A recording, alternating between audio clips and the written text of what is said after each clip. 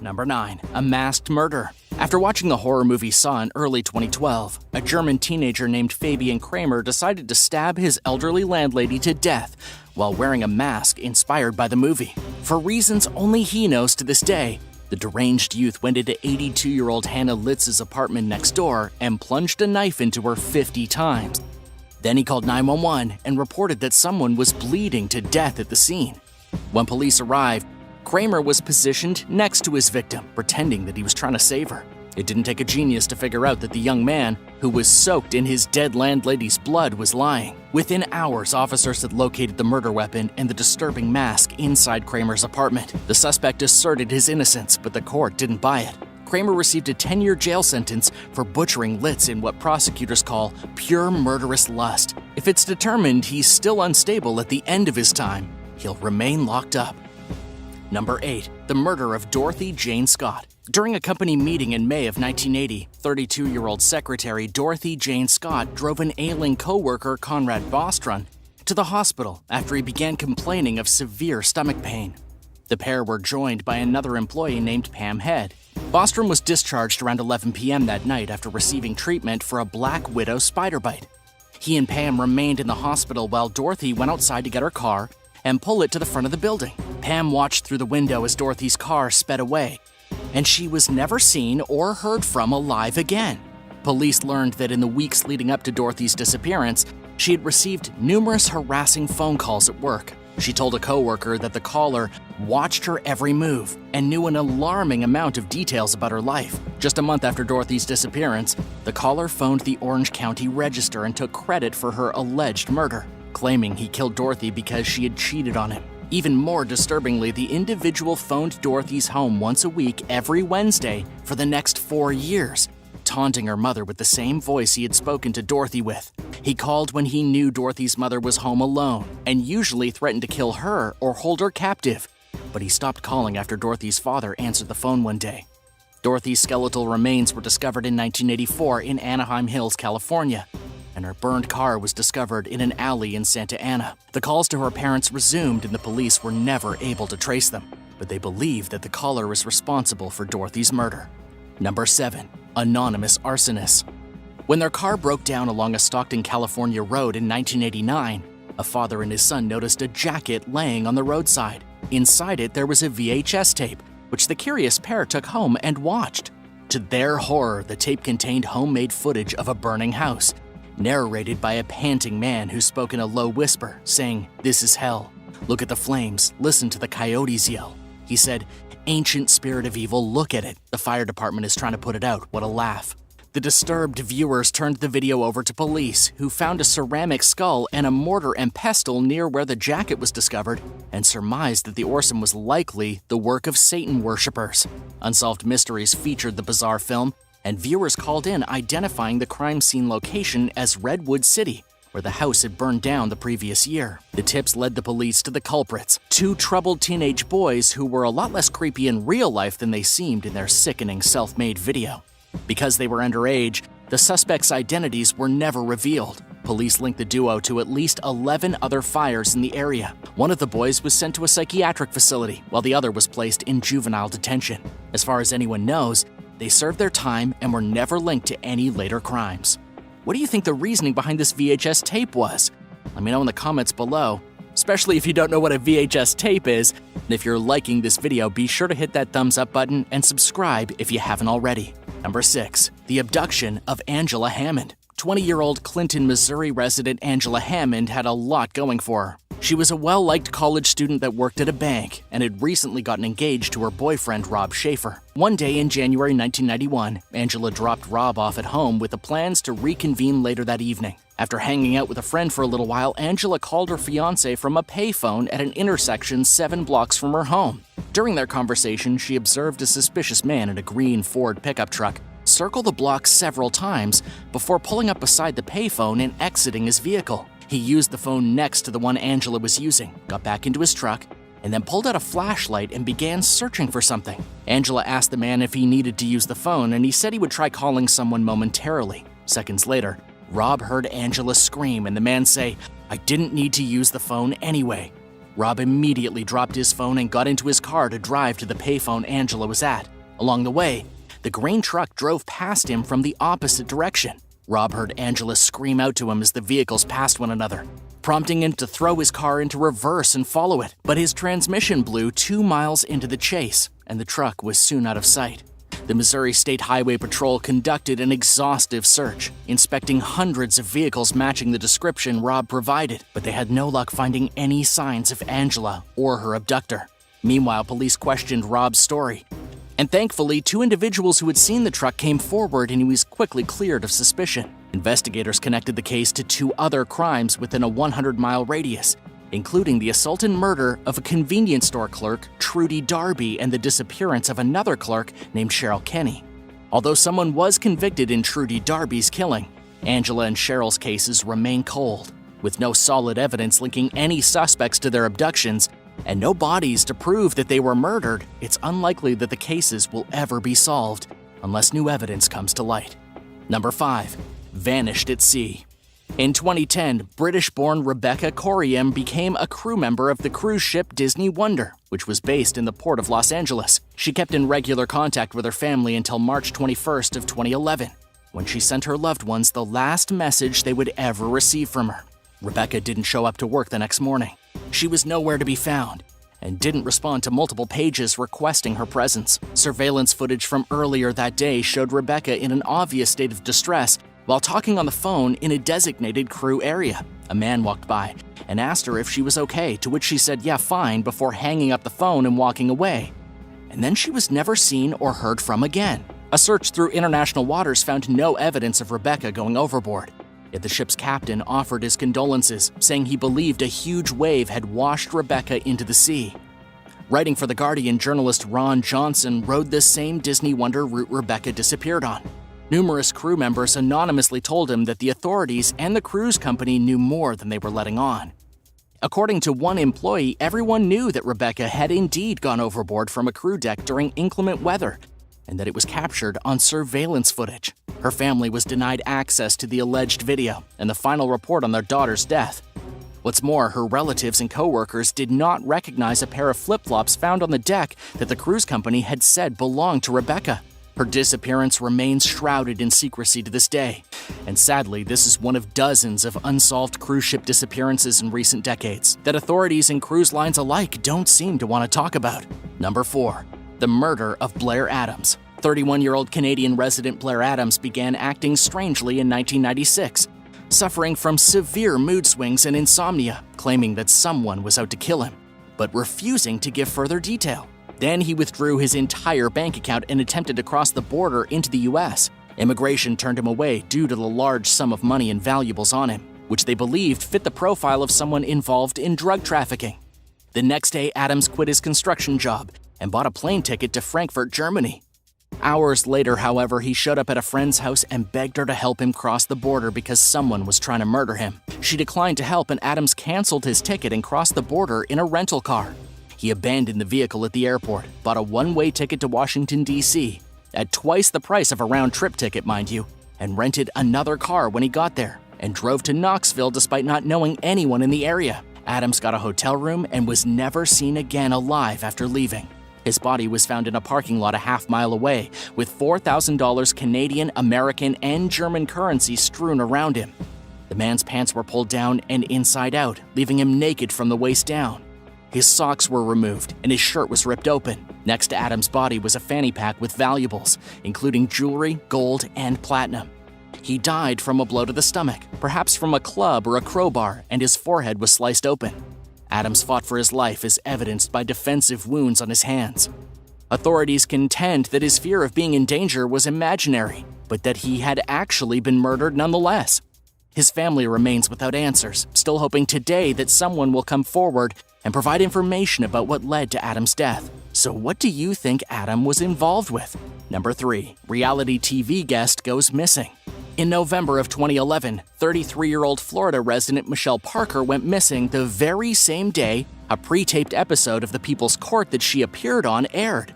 In the show, Parker and her ex-fiancé Dale Smith fought over an engagement ring, which had allegedly gotten lost after Parker threw it at her estranged lover during an argument.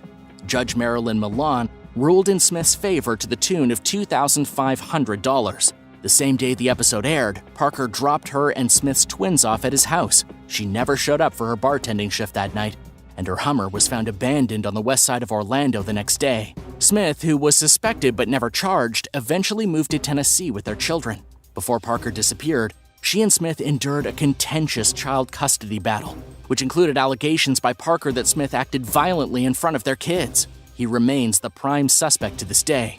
Police are still at a loss to explain what happened to Parker and have pled with the public numerous times for help solving her disappearance. They believe that someone out there knows the truth and are holding out hope that someone comes forward. Number 2, a family affair. Marcus Wesson grew up in Kansas as a member of the Seventh-day Adventist Church. His mother was reportedly a religious fanatic, and his father an abusive alcoholic who abandoned his family before they moved to San Bernardino, California during his childhood. After leaving the Army, Wesson shacked up with a woman named Rosemary Solario, with whom he had a child. He married Solario's daughter Elizabeth when she was just 15, and the couple ended up having 10 kids together. Wesson homeschooled his many children, teaching them out of a handwritten Bible that claimed Jesus Christ was a vampire, and made his wife and kids call him Master. All the while, he never held steady work, instead relying on welfare to make ends meet. The girls were forbidden from interacting with the boys or their mother, and were told that their destiny was to become Wesson's wives. He abused and impregnated 5 female relatives, including 2 daughters and 3 nieces. In the meantime, Wesson instructed his family to prepare for Armageddon. In 2004, several family members rebelled against Wesson and descended on his compound, demanding the release of their children. A standoff ensued between Wesson and the Fresno police, after which officers discovered 9 dead bodies in a tangled pile on a bedroom floor near a collection of antique coffins. The victims included 2 of Wesson's daughters and 7 of their children, who had all been shot in the eye. Wesson was convicted of 9 counts of murder the following year and is currently on death row in San Quentin Prison. Number 1, a stolen identity taken to the grave. On Christmas Eve 2010, a Texas woman known as Lorianne Ruff tragically committed suicide, leaving behind her husband and child. Her surviving in-laws tried to learn more about the woman, only to encounter one obstacle after another in figuring out who she really was. A lockbox in Ruff's closet contained documents revealing her true identity, including a birth certificate belonging to someone named Becky Sue Turner, who died in a house fire at 2 years old, and name change paperwork permitting someone to become Lori Erica Kennedy. The Ruff family sought the help of a Social Security Administration investigator, who was just as stumped as they were when he tried to get to the bottom of things. Finally, after years of searching, a DNA match to the deceased woman's 3rd cousin revealed Ruff's true identity as someone named Kimberly McLean, who had left home at 18 years old and never returned. Her family had searched for her tirelessly but never found her, even though she didn't pick up her false identity until 2 years after she went missing. By all appearances, she lived a rather normal life from there on out. She had no known criminal record or ties to any cults or any other shady organizations, but simply wanted nothing to do with her family for reasons she took to the grave. Phobias are often a deep-rooted psychological response, usually tied to a traumatic event that occurred in someone's past. Coulrophobia, the fear of clowns, is actually quite common. Maybe you watched it as a child and had nightmares, or maybe some creepy clown tried to make you a balloon animal at a childhood friend's birthday party and it popped in your face. Stuff like this can cause debilitating and intense fear that can have great impacts later on in life. So are you afraid of clowns? You might be after watching this video. Simon Chinnery from the UK will never be the same after his encounter with one painted creep. He was walking back to his home after a long night out with friends when his evening took a bleak turn. Simon just about had his hand cut off while defending himself from a killer clown attack. As he was innocently walking home, he was confronted by a clown holding a giant kitchen knife. Simon didn't know what to do. After all, he had never been attacked by a clown with a knife before. As the clown tried to stab him, he fought desperately to keep the blade from piercing his skin, and in the process, he cut his hand all to pieces. He suffered several serious cuts and his ligaments were severed. Doctors say he may never be able to use his hand properly again. But at least Simon just barely managed to escape with his life. During the fight, he managed to punch the clown right in its clown face, and this worked to stagger the lunatic and give Simon the opportunity to flee. Simon ran to his house as quickly as he could. And with his good hand, he phoned for an ambulance. He told the police that the attacker was wearing green pants, latex gloves, black boots, a curly green wig, and that he had his eyes painted black. He looked like a villain from a horror movie, and as far as we know, the cops never found him. Number 9. Canceled classes. In Reading, Ohio, school was canceled following a terrifying attack by a deranged clown. A woman was relaxing on her porch just smoking a cigarette at about 4 o'clock in the morning on a Friday. Seemingly out of nowhere, a man dressed in a striped clown suit and wearing a red wig walked into her yard, right onto her porch, and grabbed her by the throat and began to strangle her. The poor woman was in complete shock, but then things got worse. The clown told her that the students and teachers at the local school would soon wish they had never been born. After a little more strangulation went on, the clown left the woman gasping on her porch and fled the scene. The woman had to be taken to the hospital due to the handprint-shaped wounds on her neck. The local high school actually canceled classes that day because of this clown's threats, with the school posting on Facebook about how they take the safety of their students very seriously. Because they knew kids were walking to school early in the morning, they didn't want them wandering the streets with a killer clown on the loose. In this case, the clown was never apprehended and there was never actually an attack on the school. But that doesn't mean the danger still isn't out there. Number 8. Waiting for the bus. 2 brothers in McDuffie County were walking to the bus stop early in the morning to catch a ride to school when they noticed something completely out of the ordinary and more than a little creepy. There were 2 men dressed like clowns following not too far behind them. This was at about 6:30 in the morning. Too early for this kind of nonsense if you ask me. The first man was spotted walking down the middle of the street, moving directly towards the young boys. This clown had a mask on and a red wig and was dressed all in black. Then a second clown appeared from between 2 mobile homes, and they both began to chase after the young boys. Luckily, the parents weren't far away. The kids ran and screamed as loud as they could. People in the neighborhood were quickly drawn to the wailing children, and the police were promptly called. Before anybody really knew what was happening, those clowns were gone. Nobody was ever captured, and the clowns were only ever seen by these children, who going forward lived in mortal fear of walking to this bus stop. Number 7. Crook in a clown mask. A thief in a clown mask robbed a store in Colorado in a scene straight out of a horror movie. The crook was wearing a bright orange wig, a fake round nose, and super creepy clown mask.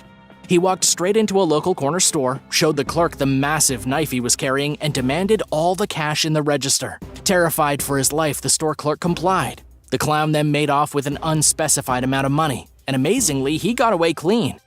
There's just something about putting on a clown mask that seems to help people get away with whatever crime they're trying to commit. The cops literally had nothing to go on or search for on the streets.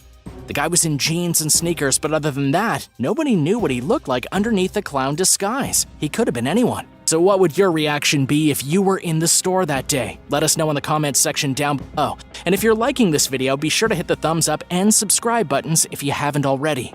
Number 6. Clowns and shotguns. In Pennsylvania, a game of hide-and-seek turned into a living nightmare when 3 young children ended up being chased through the forest by a pair of clowns carrying shotguns. According to the New York Daily News, Dylan Milowski, 8 years old, was playing with 2 of his friends in the woods when the clowns suddenly appeared through the trees. They had pipes and shotguns. The kids were horrified and took off running. The sinister clowns pursued the kids all the way through the woods, and it was only at about 3 o'clock in the afternoon. The kids rushed into Dylan's house, and luckily his father was home. At first, the father thought the kids were just messing around, but when he went to look outside, he witnessed 2 suspects in clown masks running away back into the forest. Dylan's father phoned the police, and officers searched the wooded area for a couple of hours but found no trace of these creepy clowns. These poor people now have to live in perpetual fear, worried that armed clowns are stalking the woods where their kids play. Number 5. Picking on seniors. Just recently in 2020, 2 women in Detroit were assaulted and robbed by a lunatic man disguised as a clown. It happened just past 1 o'clock in the morning when officers were called to investigate a disturbance. The 2 women had been home when they heard a knock on the door. One of the ladies was 52 and the other was 66. And thinking the knocking could be important, the ladies opened the door. And that was when the killer clown pushed his way into their home, began beating on the 52-year-old lady, and even fired his gun at the other woman. He went on a senior bashing rampage. Then he robbed them blind, stole a wallet, and got away. Last we heard, one of the women was taken to the hospital due to minor injuries, and the clown was never caught. No one knows why this clown chose those 2 older women to attack that night, but police can only guess it's because they seemed like easy targets. You have to be seriously disturbed to commit such a heinous act. Number 4. Swedish clown. Insane attacks by killer clowns happen all around the world. For example, an unidentified maniac in a clown mask recently tried to stab a teenager to death in Sweden. The teenager had just been wandering up the street in the late evening, minding his own business in a pretty safe area. After all, Sweden's not exactly known for its violent crime. Most people that live there have nothing to fear, except apparently for the clowns. The clown stepped in front of the teenager, took out a knife, and tried to stab him right in the chest. His stabbing skills weren't very good though, and he only sliced the teen's shoulder. The assailant then ran away, and police spent the entire night searching every inch of the region for him, even using dogs to try and follow his scent. Amazingly, the clown vanished, and by the morning, he was still dangerous, armed, and at large. Number 3. Killer clown cold case. About 3 decades ago, a woman dressed as a clown shot another woman in the face. It happened in May of 1990, when Marlene Warren was shot in her own home in front of her young son and his friends. There was a knock at the door. It was a clown delivering flowers and balloons. When Marlene reached for the balloons, the clown pulled out a small gun and shot her square in the face. The clown then walked away and was never captured. At the time, Sheila Keene Warren had been the prime suspect. She was actually sleeping with the deceased woman's husband, and she took her place after. Poor Marlene Warren was shot to death, and the woman responsible then married her husband. That's crazy. They remain married to this day, and Sheila would have gotten away with the murder too had it not been for new developments in DNA technology. DNA evidence in 2017 finally tied Sheila to the crime, and she may now be facing a death sentence. I can't even begin to imagine how traumatized the son and his friends were, not to mention the kind of trust issues he probably had knowing his own father then married the clown that murdered his mother. This is a perfect example of someone who will most likely forever have coulrophobia. Number 2. Clowns on the D-Train. 2 jokers were hanging out at the D-Train platform in the Bronx when they decided to attack the worst possible person. According to the New York Daily News, these punks were making a bit of a scene. They were wigging out and acting rambunctious and confrontational.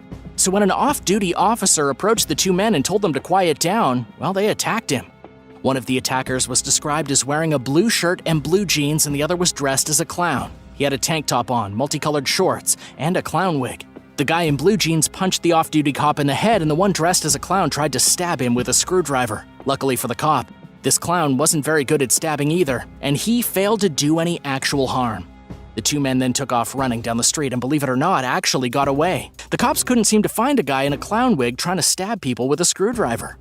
The officer was sent to the hospital and treated for minor injuries, and the New York Police Department was eagerly asking the public to please come forward with any information on the maniac clown and his friend. Number 1. John Wayne Gacy. The most legendary killer clown of all is the infamous Mr. John Wayne Gacy. He was literally known as the Killer Clown. John Gacy was born in 1942, and throughout the course of his terrible life, killed and tortured 33 young men and boys. He did this in Cook County, Illinois, either burying his victims directly underneath his house or dumping their bodies near the Des Plaines River. His signature move was dressing in a clown costume, painting his face, and hunting down young boys to murder. According to his official biography, Gacy had endured an extremely abusive childhood and struggled throughout his life with his homosexuality. Somewhere along the line, these 2 things soured, became evil, and John Wayne Gacy started his long killing spree. Gacy's earlier life was actually quite tragic. His father used to beat him with a razor strap, basically a belt with razors sewn into it like a whip. Gacy was then alienated in school because he had a congenital heart condition which prevented him from playing with the other children. By the time he realized he was attracted to men, John Gacy was on the edge of a mental breakdown. What's really crazy about John is that he was a pretty popular member of his community, and he even held the title of Democratic Precinct Captain in the 1970s. Around the same time, he joined something called the Jolly Joker Clown Club, in which he would perform at children's parties in full clown attire and makeup. His alter ego was Pogo the Clown, and it was this clowning around business that allowed him to lure young teens to their deaths. The killer clown sometimes got his victims by promising construction work or some other ruse. Once they fell for it, he then captured, sexually assaulted, tortured, and eventually strangled most of them with a rope or his bare hands. He was busted in the 70s after multiple assault allegations were brought against him by young boys. In Australia, a normal fishing trip turned into a horrible nightmare after a whale literally jumped out of the water and landed sideways on a fishing boat. The incident was so incredibly brutal that a teenager on board had to be rushed to the hospital and was in critical condition. It happened off the south coast of New South Wales. Two guys were just doing what they love. Nick Myhill from Narooma was only 18 years old when the whale came flying out of the water like it had a jetpack on and then belly flopped onto his head. Luckily, his stepfather was there too and saw the whole thing. I mean, it is kind of hard to miss when a massive whale jumps on a boat you're on. Nick's stepfather did not sustain any injuries. He was able to phone emergency services advising them that Nick had suffered a serious blow to his head. In the end, Nick had to be airlifted to the hospital but was expected to live. As for the attack, it happened completely out of the blue. There was absolutely no warning. One second they were fishing and the next the whale lurched out of the water, fell sideways, and landed on the boat, nearly snapping the vessel in half. This is known as breaching. If the whale doesn't know the boat's there, it can sometimes breach right under it, flipping the boat over and killing the fishermen on board. Number 9. Needlefish to the neck. A teenager in Indonesia also had a horrifying accident when his fishing trip went wrong. In fact, this kid is beyond lucky to be alive at all. He got a fish through the neck. I mean that as literally as possible. The 16-year-old teen had been fishing with his mom and dad, having a wonderful time, when a flying needlefish jumped out of the water and stabbed the boy right in his neck. Now, it's not called a needlefish for nothing. This fish has a snout that's pointy as a needle and as sharp as a razor. It jumped from the water with such speed that it was like a spear being shoved through this kid's neck. But by some miracle, the fish didn't stab through anything important. It got the meaty bit at the back of his neck, missed every major artery, and its nose exited the other side without ever hitting his spinal column. At the hospital, the teen was rushed into emergency surgery and the needlefish was removed. The operation only took about an hour. But it was successful, and last we heard, the kid was in stable condition. As a side note, this is actually something that's been known to happen before this incident to the fishermen in the waters around Indonesia. Needlefish are often viewed as more dangerous than sharks. So can you imagine getting stabbed in the neck by a fish? Number 8. Through the ice. Something scary and a little shocking happened during an ice fishing trip on Lake Winnebago in Wisconsin. This was in the small and remote town of Quinny. According to the local police, a 44-year-old man and a young girl of 10 were both found dead after their pickup truck fell through the ice and they drowned. Well, either drowned or froze to death, or maybe a bit of both. It happened on the first day of sturgeon spearing season. Every year, thousands of people are drawn to the lake to go spearfishing for these impressive fish. Normally, the lake is frozen. People drive their vehicles out, make little holes in the ice, and then they try to catch the fish. This year, though, the ice proved to be a little bit too thin.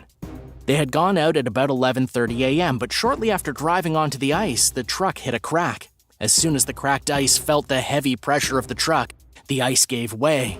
The crack got bigger and the truck started sinking into the freezing cold water. The two that died were father and daughter, but there was also a third girl involved who was taken to the hospital in critical condition. She was a friend of the daughter, only 8 years old. And while she will undoubtedly survive the incident, the others weren't as fortunate. To be frank, the 8-year-old was kind of beyond lucky. She was in the freezing water for around 30 minutes before men from the fire department were able to get her out. So have you ever driven across a frozen lake? Were you scared the ice was gonna crack? Let me know in the comments below. And if you're liking this video, be sure to hit the thumbs up and subscribe buttons if you haven't already. Number 7. Hook to the eye. In Somerville, a young boy had a pretty terrible accident while trying to hook a bass. The kid was just 11 years old when he nearly lost his eyeball. He was fishing with his father. It was about 3 o'clock in the afternoon and the kid successfully hooked a bass.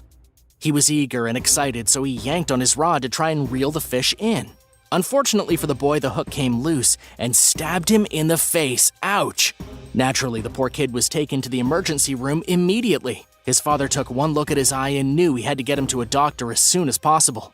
The hook had gone through his eyelid and narrowly missed actually penetrating his eyeball. Had the hook sunk just a few millimeters deeper, the kid probably would have had foggy vision in one eye for the rest of his life, or he may have even been blinded. But instead, the doctors managed to slip the hook out of his eyelid, and he was perfectly fine. Number 6. Swept away. While fishing in the Housatonic River in New Milford, a pair of men vanished. Johnny Sanchez and Wilson Pacheco were fishing on a Wednesday night when one of them fell forwards into the river. Authorities aren't sure which one fell first, but they're fairly certain the second man tried to rescue the first. These friends weren't going to leave each other behind. His rescue attempt was a complete failure, though, and the current whisked both men away down the river to their doom. They really didn't stand a chance against those strong currents. The body of Sanchez was found on Friday morning, while the body of Pacheco was found the next day by a boater at the local lake. It's not believed that any foul play was involved. Instead, this was just a simple incident of man versus wild, and this time the wild won. Number 5. Boat collision. A Japanese fishing boat got into a bit of trouble just recently after smashing into a giant Russian ship, capsizing, and then causing the death of 3 crew members. According to the Japan Times, the Japanese fishing boat was called the HONEYMOON No. 8. It had 5 crew members and was out searching for hairy crabs at around 6 o'clock in the morning. The Russian vessel was significantly larger, crewed by 23 men and transporting seafood to the island of Sakhalin in the far east of Russia, which of course is very near to the northern Japanese islands. At the time, there had been a dense fog advisory. The crew of the HONEYMOON probably never even saw the Russian vessel coming, or at least they didn't have time to react once they did see it. The fishing boat hit the Russian vessel so hard that it flipped 180 degrees. It capsized immediately. And only 2 of the crew members were alive by the time the Coast Guard showed up. The fishing boat was unable to be recovered since it sank, and it's now resting at the bottom of the ocean. Number 4. Swallowed by a humpback. Off the coast of Provincetown in Massachusetts, a man was diving for lobster. His name was Michael Picard, and he's an experienced commercial lobster diver with countless dives under his belt. The incident happened in the middle of the summer on June 11, 2021. And this bizarre encounter that you're about to hear about didn't last very long. It actually only lasted roughly 30 seconds. According to Packard himself, a humpback whale came out of nowhere, swallowed him whole, and then spat him out a few seconds later. Other than a bit of bruising and an injured knee, Packard made it out pretty much unhurt. He spent between 30 and 40 seconds inside the mouth of this whale. And this may be something that has never happened before in history. Packard was 45 feet deep looking for lobsters when he felt as though a truck smashed into him from behind. Everything went dark. He thought for sure he was being attacked by a great white shark, and then he realized it was so much worse than that. He was inside of a whale's mouth, and the whale was trying to swallow him into its giant belly. Somehow Packard managed to keep his breathing apparatus on throughout the whole affair. His scuba gear was still functioning properly. He struggled and tried to move, thinking to himself he was going to die in the mouth of a whale, and what a way to go. Then, just as suddenly as it happened, it was over, and Packard was splashing around in the water. He couldn't believe his luck. So whales don't really eat humans, not on purpose anyways. Packard was just in the wrong place at the wrong time. As soon as the humpback realized it had an unfamiliar taste in its mouth, it spat him out. And in case you doubt the story, it really did happen. His crewmates witnessed the entire thing, and it's been reported by almost every major news network around the world. There are countless interviews with Packard himself detailing this horrible event. He's the only guy to ever be eaten by a humpback whale and survive. Number 3. Crash of the fishing shanty. On Devil's Lake in Michigan, a fisherman was killed in a rather unusual way. He had gone out onto the lake to ice fish. The fisherman set himself up a small fishing shanty. He drilled his hole in the ice and he sat down to have a bit of peace and relaxation while trying to pull fish out of this frozen lake. Everything was going fine until about 7 p.m. when a lunatic on a snowmobile drove straight into his fishing shanty. He ran the guy over and killed him. The driver of the snowmobile only suffered minor injuries and may have been under the influence of alcohol. The police have refused to release the name of the victim or the snowmobiler, but it's safe to say the man on the snowmobile is in some serious trouble. I mean, Devil's Lake is a pretty big place. There was plenty of room for him to drive on his snowmobile, and yet he still managed to crash into this shanty and kill the unsuspecting fisherman inside. The poor guy didn't even know what hit him, and then he was dead. Number 2. Ruined waters. In 2021, a cargo ship off the coast of Sri Lanka sank. It was arguably one of the worst marine disasters in recent memory. The vessel was filled with nitric acid and heaps of other dangerous chemicals. There was an explosion that happened on board on May 20th. Flaming chemical barrels tumbled into the sea, and over the next 2 weeks, the ship slowly sank. What happened because of this incident was that a huge stretch of coastline, about 50 miles, was absolutely ruined.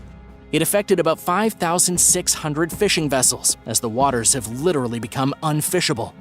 The chemicals ruined the water, tainted the fish, and cost thousands of people their jobs. Head of a regional fishing union, Joshua Anthony, said, "The ship has dealt a death blow to our lives. We can't go into the sea, which means we can't make a living." Pictures taken by the country's Air Force revealed the charred wreck of the doomed ship.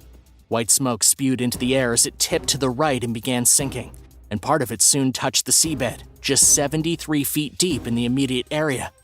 To give you an idea of just how bad the situation was and still is, About 1,486 containers of dangerous chemicals fell into the water. Those chemicals are now poisoning the sea life surrounding Sri Lanka. It was a huge blow to fishermen and an even bigger blow to the local marine life, which may never recover. Number 1. Mauled by a bear. Charles Mock went fishing in Yellowstone National Park one day, and it would be the last thing this man ever did. He didn't fall into the water and drown, nobody ran him over with a snowmobile. Instead, Charles was attacked and mauled to death by a bear. According to CNN, he went into the wilderness alone to fish, something he did quite frequently. He took bear spray with him as a precaution in case he ran into an ornery animal, and well, he did.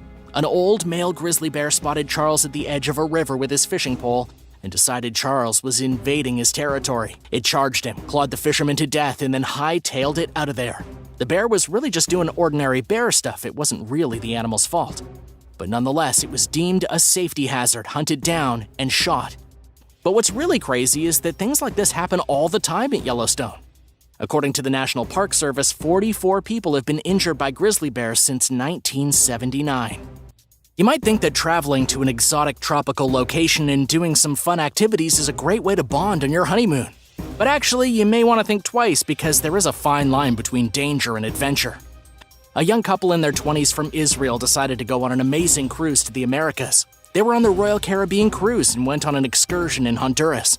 The activity of the day was ziplining, advertised as a great way to swoop above exotic plants and beautiful landscapes. The wife was ziplining through the trees when she got stuck in the middle, halfway down the cable, suspended high up in the air.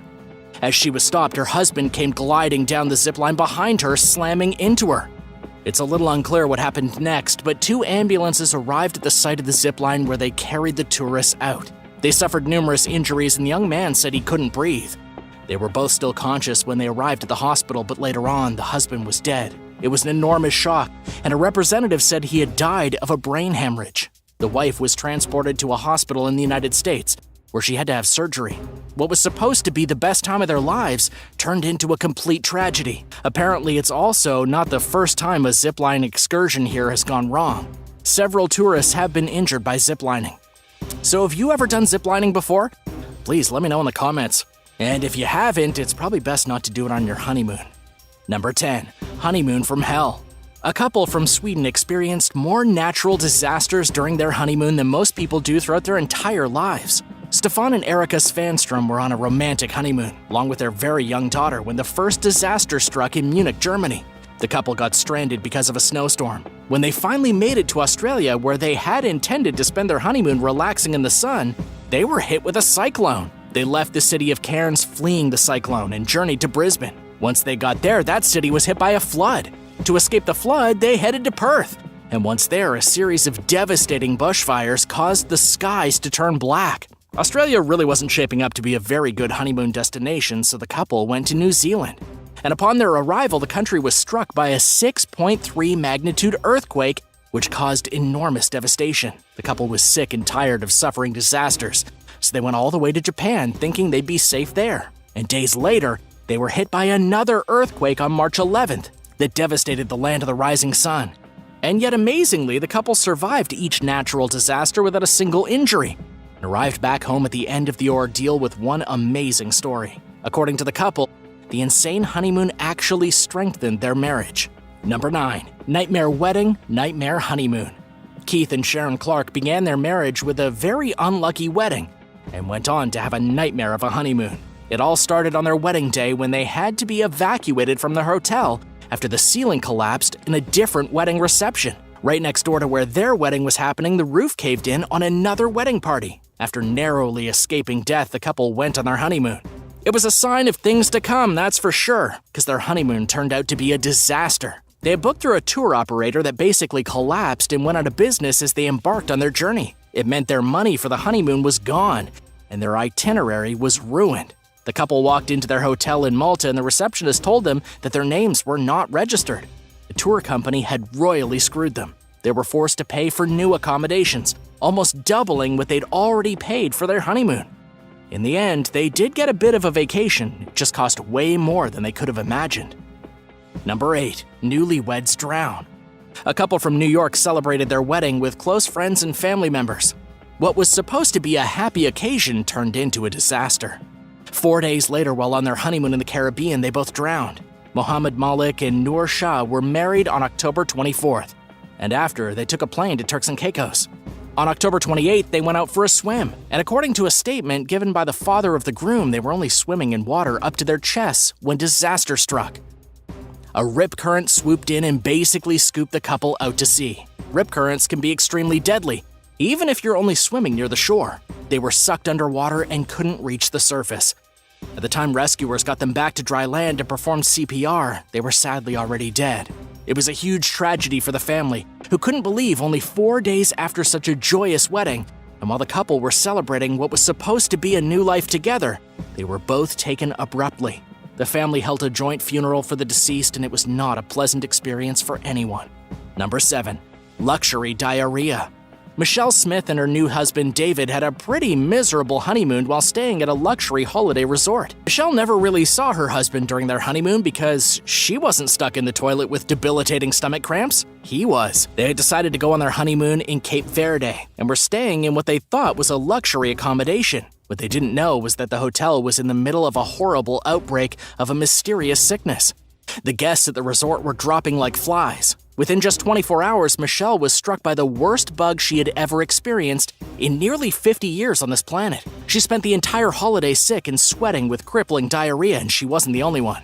Almost everyone at the hotel was getting sick. And then, just as their honeymoon was coming to an end, David also fell ill and had to fly home feeling like death.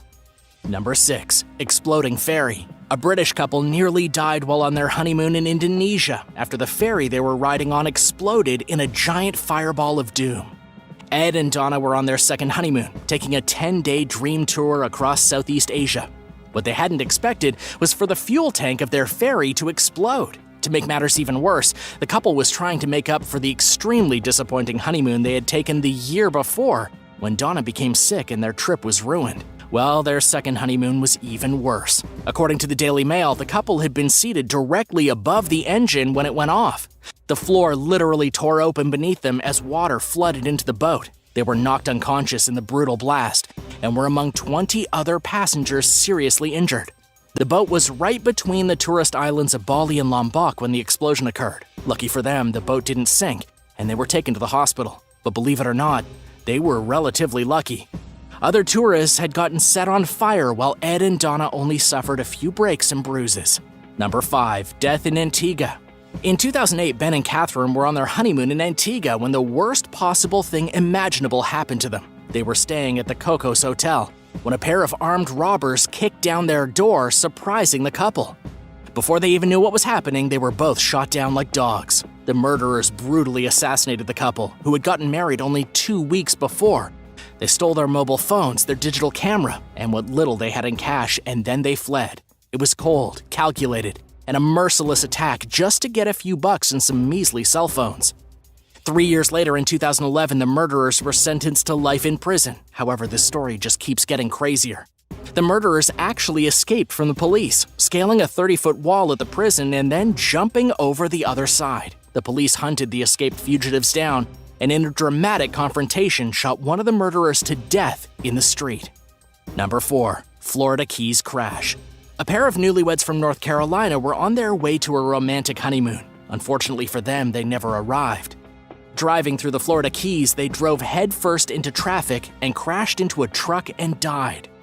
Nobody's sure exactly what happened in the moments leading up to the crash. According to the authorities, 30-year-old William Harrell and his 23-year-old wife Blakely veered their Toyota into an oncoming lane and straight into the path of a pickup truck. It was an absolute mess of a crash. There was blood and metal all over the road. It's unknown whether the couple was fooling around and lost control of the vehicle, but something definitely happened. They literally hopped over the yellow line and did a kamikaze, and it's doubtful they did that on purpose. Number 3. Honeymoon shark attack. Ian and Gemma were enjoying a seafood lunch on Breslin Island in the Seychelles. It was sunny, they had just gotten married, and it was shaping up to be the perfect honeymoon. At around 3:30 in the afternoon, one of the proprietors of the seafood restaurant told Gemma that she shouldn't go into the water right now because someone was recently killed by a shark just a few feet from where they were eating. The proprietors warned the couple, don't go into the water or you could be eaten by a shark. Well, guess what those tourists did? They paid their bill, left the restaurant, and walked straight into the water they had just been warned against entering. The proprietors of the restaurant then watched in horror as Ian was almost immediately attacked by a hungry great white shark. The attack only took seconds, and the proprietors of the restaurant watched from less than 1,000 feet away as he was ripped to shreds and the water bubbled with his blood. This was one of the more brutal shark attacks in recent memory. Ian had his left arm ripped off and his left leg bitten off above the knee. His new wife stood by and watched as the life slowly drained from her new husband's eyes. At 27 years old, Gemma was made a widow and had to bring the body of her dead husband back home to England. And the worst part of it all is that it never would have happened if they had just listened to the advice of the people who literally live there. Number 2, the volcano honeymoon. Lauren and Matthew Urey took their honeymoon on a Royal Caribbean cruise ship. They were among a handful of passengers who thought it would be fun to explore the popular tourist site of White Island, a small volcanic piece of land near the mainland of New Zealand. Normally, this is a fun stopping point where tourists can get out and explore a real volcano without really being in any danger. But on this day, the danger was real. The eruption occurred at 2 o'clock in the afternoon, just minutes after the passengers had gotten too close to the mouth of the volcano. And it was pandemonium. The eruption was instantaneous and at least 5 people were killed in the immediate blast while many others were injured. Lauren and Matthew were among the injured, with both of them suffering from severe burns and being rushed to the closest hospital. In the end, 23 people were rescued from the volcanic island by the police, with a handful of others remaining missing and presumed dead. Lauren and Matthew healed from their burns in the hospital and then went back home to America, traumatized by what they felt was the worst honeymoon ever. Number 1, trouble in the Maldives. A British couple were on their honeymoon in the Maldives when they suffered a tragic accident. Jonathan and Emma Gray from West Yorkshire were discovered injured on the side of the road near Kurdu Island Resort and Spa, where they had been staying. Jonathan was in his early 20s, his wife was 25, and they had apparently crashed while driving a quad bike. A third victim was found at the scene but later recovered in the hospital. Jonathan and Emma were not so lucky. They died from their injuries, which is honestly the worst ending to any honeymoon. The authorities didn't even say what exactly happened with the crash, but obviously whoever was driving the quad lost control and everyone was thrown from the vehicle. They must have been going too fast if both honeymooners were injured so badly that they died. What kind of honeymoon horror have you experienced? Hopefully none, but let me know in the comments, and thanks for watching. If you enjoyed this video, don't forget to subscribe for more great stuff. We'll see you next time.